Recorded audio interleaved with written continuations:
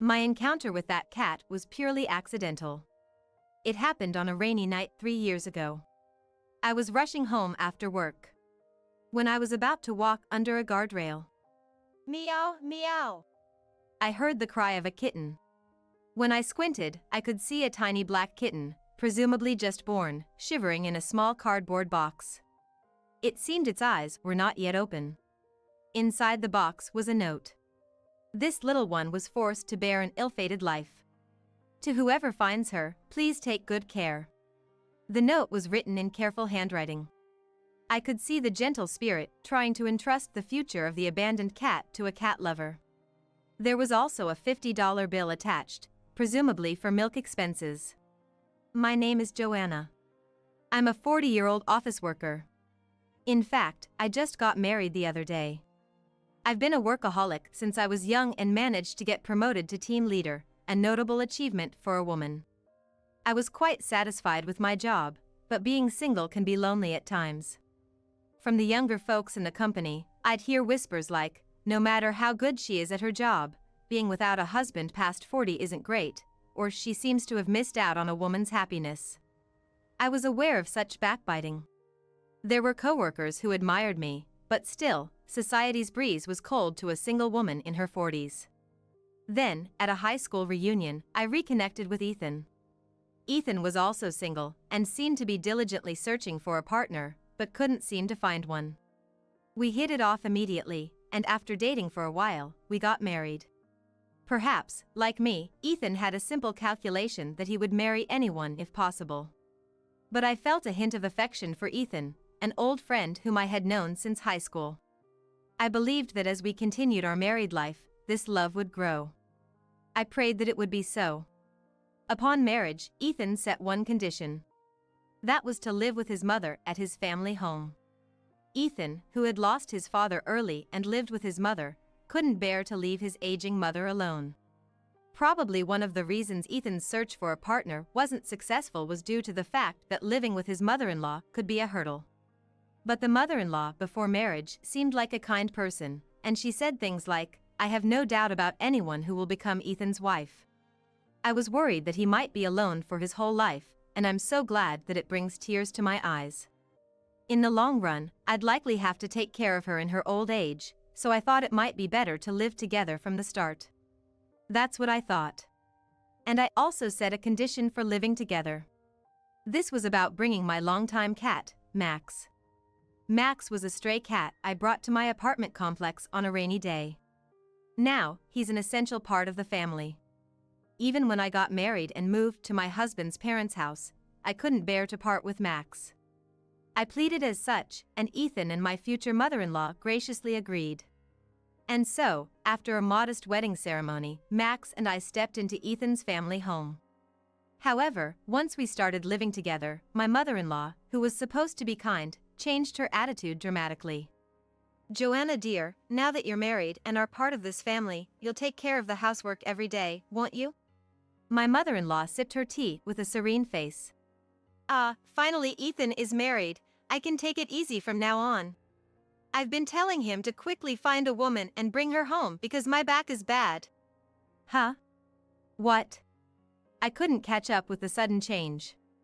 Did she say all the housework was my responsibility? Of course, since I was living there, I planned to do my share of housework. But the way my mother-in-law's saying it, it sounded like I'd be doing everything. It should have been divided among the three of us, including Ethan. Divided. Wait a minute, please. I didn't get married to become a maid. I tried to assert, but my mother-in-law casually retorted, oh, didn't you say you wanted to dedicate yourself to your mother-in-law? Huh? Who said that and when? When I glared at Ethan who was next to me, he averted his eyes in a hurry. Apparently, Ethan had been lying to my mother-in-law to impress her. Regardless of what Ethan said, I'm not here to be a maid. I will, of course, do my share of the housework, but it should be divided among the three of us. It was better to communicate the truth sooner rather than later for the future. Oh my! Are you suggesting Ethan should do the housework too? Ethan is a man. Nowadays, it's normal for men to do housework. If men don't do housework, What happens to single men living alone? That's right. Housework is women's work, right? Even Ethan said something like that. Do these two have outdated thinking from before the 80s? If this was a computer OS, it would have been unsupported long ago. I was appalled inside, but I couldn't say anything more to Ethan and my mother-in-law. I guess I thought it was an important time to play the good wife.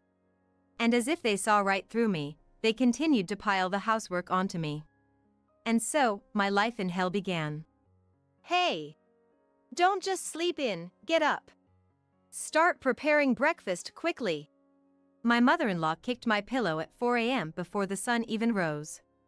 My mother-in-law's old, so she always got up early and always came to wake me up. Without any consideration for it being the couple's bedroom. It didn't matter whether I had been working late the night before or if it was a day off. I'd jolt awake from a kick to my pillow, with Ethan sound asleep next to me. I shook Ethan awake. Hey, could you say something to your mom? It's still 4 a.m. Ethan grumbled something that sounded half asleep, mmm. Well, older people wake up early. Cut her some slack. Yawn. I'm going back to sleep. I kicked Ethan's pillow away with all my might as he was about to go back to sleep. You should do some chores too. I don't want to be the only one being woken up. Huh? Why me? Mom always said that's the wife's job. Like mother, like son. Moreover, even Max, who sleeps in a different room, started to wake up early because of my mother-in-law. Actually, as soon as my mother-in-law woke up, she'd pester Max, which would wake him up, and he would come to me for help. If he started making a ruckus with his end-of-the-world-like meowing, it was impossible for me to stay asleep. And then, my mother-in-law from the other side would complain about the noise. Between the two of them, it felt like I was being assaulted by loudspeakers from the right and left. I felt absolutely miserable. I loved Max, but I hated my mother-in-law and husband. Even if I started doing chores from 4 a.m., my mother-in-law and husband did nothing but complain about my methods. Please do better. Can't you even do one chore properly despite living up to 40? What a waste of years. We need you to be more aware of your responsibilities as a wife. I was just married. I didn't move in to be treated like a servant. This was not the married life I envisioned. Maybe I should have filed for divorce immediately. But I was 40 years old. My friends and colleagues had gotten married long ago, and they had been gossiping about me that I missed the boat. No matter how good I was at my job, because I hadn't found the one, I was treated as a loser. After finally getting married, if I divorced so quickly, I couldn't imagine what people would say. It was petty pride, but I just couldn't let it go. Perhaps Ethan saw through that. If you don't want to do chores, get out. We can divorce if you want. But you're the one who will be in trouble, right? If you don't like it, respect my mom much more. Regrettably, at that time, I had no choice but to obey. But a life of waking up at 4 a.m. and being commanded until late at night was unbearable. Fatigue piled up and I eventually collapsed at work. When I woke up, I was in the hospital. My colleague, Sarah, had stayed with me. Are you awake? Good. I was worried when you collapsed all of a sudden. Sarah had been a reliable colleague who admired me. Thank you. I'm sorry for causing you trouble. I'll have my husband come to pick me up, so it's all right. When I smiled at her, Sarah hesitated. Well, after you were brought to the hospital, I called your house. But they just said, okay, and also. Despite their daughter-in-law collapsing, neither my mother-in-law nor husband seemed to be coming to get me. There was more to Sarah's story. When asked, is there anything else? I was told, there's a pile of ironing to do, so come straight home as soon as you wake up. Don't use a cab because it's a waste of money.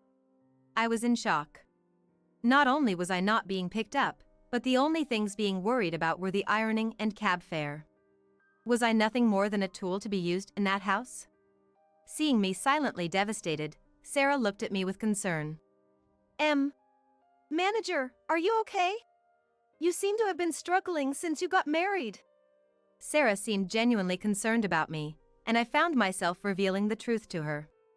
It was embarrassing to talk about my private life with a subordinate, but I had nowhere else to voice my concerns. That's what's happening. I'm tired because I'm made to take care of the house from 4 a.m. until late at night. But that's a wife's duty. I tried to force a smile. I couldn't show my weakness to Sarah after all. But then, Sarah asked with a serious look. What does it mean to be a wife? Are you a slave? Eh? Why are you putting up with this? You should just divorce that man. No, I mean, it's not bad enough for a divorce. I hastily shook my head. Divorce was not an option. What would people say if I did that? That's ridiculous. This isn't right. You're working hard at your job and yet, you're treated like a slave. If this goes on, you're gonna break down. Is your husband worth throwing your life away for? I respect you. I want you to be happier. Sarah's words shook me. That was right. Why was I being used by those people? Why was I continuing this miserable married life? It was due to my petty pride. I've finally got married. It would be embarrassing to get divorced. Such feelings were binding me. My current life could be seen as embarrassing from an outsider's perspective. No, I was the one who should be ashamed. I finally made up my mind to divorce. But after being belittled to this extent, I couldn't be satisfied with just getting a divorce. I wanted to make Ethan and my mother-in-law feel even more ashamed. I wanted revenge.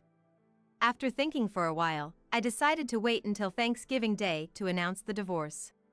I quietly continued my slave-like life until the day of the family celebration. Ethan's ancestral home was in the countryside, and it would take a whole day to attend the party held by his family. Due to the older relatives, including the head of the family, having refrained from attending the wedding of Ethan and I, this Thanksgiving Day was essentially my first official introduction. You better work properly at the ancestral event. If you laze around, I'll be the one who's embarrassed. On the train to their home, my mother-in-law jabbed at me. Yes, of course. I will do my best. I forced a smile. Yes, I was going to work among members of the main family tree. As soon as we got to their home, I started working eagerly. I proactively served tea to the relatives, set up sofas, and immediately came to the aid of the elderly who had trouble walking. The usual greetings came to an end, and the feast started. I swiftly and beautifully arranged the dinner on the table. My daughter-in-law is absolutely useless and sluggish. She gets older but doesn't contribute a thing. It's so frustrating. My mother-in-law, it seemed, had been grumbling like this to the relatives before Thanksgiving. Initially, the relatives who had been quite cool towards me seemed impressed by my dedicated hard work. She's nothing like the person we heard about. Really, she's cheerful, hardworking, and a great daughter-in-law. Despite such praise, I humbly replied, "Oh, not at all, I'm always being scolded by my mother-in-law. I'm a less than perfect daughter-in-law, unfortunately." Such was my demeanor that the relatives seemed to entirely change their opinion of me. If you're a less than perfect daughter-in-law, what does that make the rest of us? You could very well be the model daughter-in-law. More and more compliments were heard. He he he. I lowered my eyes and chuckled with satisfaction. I felt I had made a strong impression on the main family. Then, the feast was drawing to a close. It was about time. I stood up, took a chair in the center of the living room, and sat on it. Huh? Everyone was surprised when I suddenly sat in the center of the seats, and Ethan let out a confused voice. What? What are you doing? Ignoring Ethan, I said, "It seems the feast is coming to an end. I must excuse myself. It is truly regrettable that I am parting ways with you all after only just having the pleasure of meeting you. I have decided to divorce Ethan. This will be the last time you see me. I thought I would enjoy time with you just once, so I did my best to show my gratitude. I wish you all the best." I finally delivered the speech I had prepared. The relatives stirred. The most surprised were Ethan and my mother-in-law. What? What's this sudden talk about divorce? I will not accept this. That's right. Divorce is no joke. Calmly, I replied, "Oh? But weren't you the one saying I should leave? If you hate housework, leave. You'll be the one who's worse off if we divorce." After some thought, I realized that I won't be troubled at all if we divorce. Then I turned to my mother-in-law. But you've been pushing all the housework on me while I work, while you just lie in front of the TV munching on snacks. And you've been telling the relatives that I'm lazy and slow? How could you say such things about me, who is woken up by you at 4 a.m. to do chores? I declared this with indignation. The women of the main family began to whisper among themselves, seeming to be taken aback by my force. That's right. I heard it too. She said she had a no-good daughter-in-law who does nothing. So, I thought some terrible daughter-in-law would be coming, but that's not the case at all. The relatives had been watching my hard work at the Thanksgiving celebration. I continued. I tried my best to maintain the household because I wanted to become a part of this family through marriage. But neither my mother-in-law nor Ethan acknowledged that, and I've been falsely accused. I can't take it anymore. I'm leaving. Goodbye. Wait, Joanna, calm down. The mother-in-law tried to smooth things over, looking anxious about the reactions from the crowd. It was already too late by then. I'm perfectly calm. If anyone is panicking because the truth got out to the relatives, isn't that you, mother-in-law? Then, it was Ethan's turn to stammer. Joanna, are you joking about divorce? I just wanted you to be a good wife, that's all. A good wife? I was so ticked by that word. I stood up and looked down at Ethan coldly. So, what kind of good husband have you been? Shoving all the housework on me and splitting the living expenses with my salary. Is that your idea of being a good husband, picking and choosing what you like? That's a huge mistake. That's right.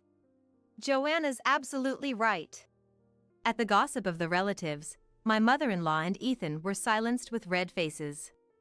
Then, my grandfather-in-law, who had been silent all along in the main family, asked to speak. "I'm sorry, Joanna. My daughter has caused you a great deal of trouble." My grandfather-in-law's the father of the mother-in-law. Since she's 67 years old, he must be over 90. He still held great power as the head of the family. He was definitely aged quite a bit, but he was energetic in his chic clothes, and his voice was still strong. My grandfather-in-law started to tell a shocking truth in front of his family. One day, a great-grandchild in the family brought back a stray kitten. The kid wanted to keep it as a pet, but the relatives vehemently opposed it, so he had to reluctantly give up. My grandfather-in-law felt sorry for his great-grandchild and took care of it. He asked a servant of the family to take it to a place far beyond the child's reach. The servant, as instructed, placed the kitten in a box under a guardrail and waited for a kind-hearted owner to pick it up.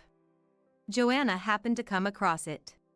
The servant confirmed where the owner lived and reported it to my grandfather-in-law. The letter and money left with the box were from my grandfather-in-law. I was shocked. My grandfather-in-law had been worrying about the fate of the kitten and had ordered the servant to occasionally check on Joanna's apartment. And then he found out that the owner was going to be a bride in our family. That kind-hearted woman. My grandfather-in-law was deeply moved by the wonders of the world.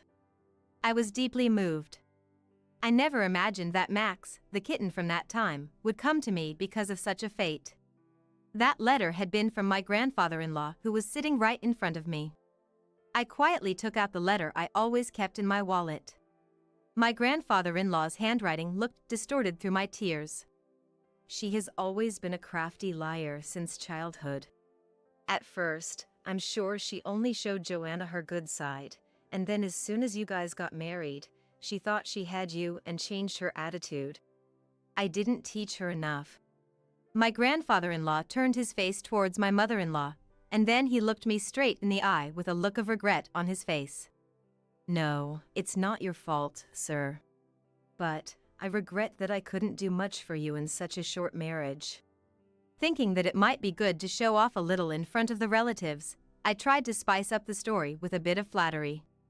You are a fine daughter-in-law. To neglect such a woman is unforgivable. These two need to reconsider their actions. My grandfather-in-law's angry voice echoed throughout the room. Therefore, I command you, the grandfather-in-law bellowed, release Joanna at once and both of you shall pay her damages. No, no way. At my grandfather-in-law's shocking order, Ethan's mom and Ethan himself were in a panic, their mouths agape. She has been grievously inconvenienced by you. It's only fair. My orders are absolute, you better remember that. Disobey and you'll be instantly banned from this house.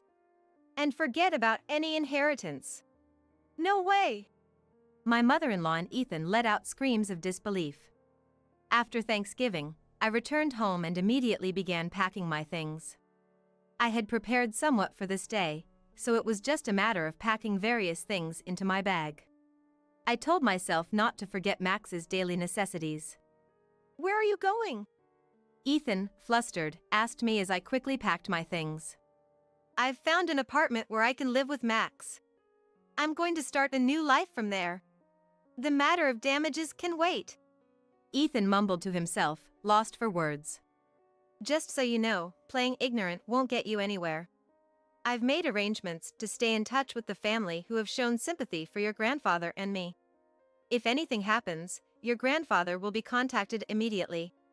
My mother-in-law, who had been listening, looked furious at being unable to respond. She scratched her head like a furious monkey and screamed. Oh, for heaven's sake.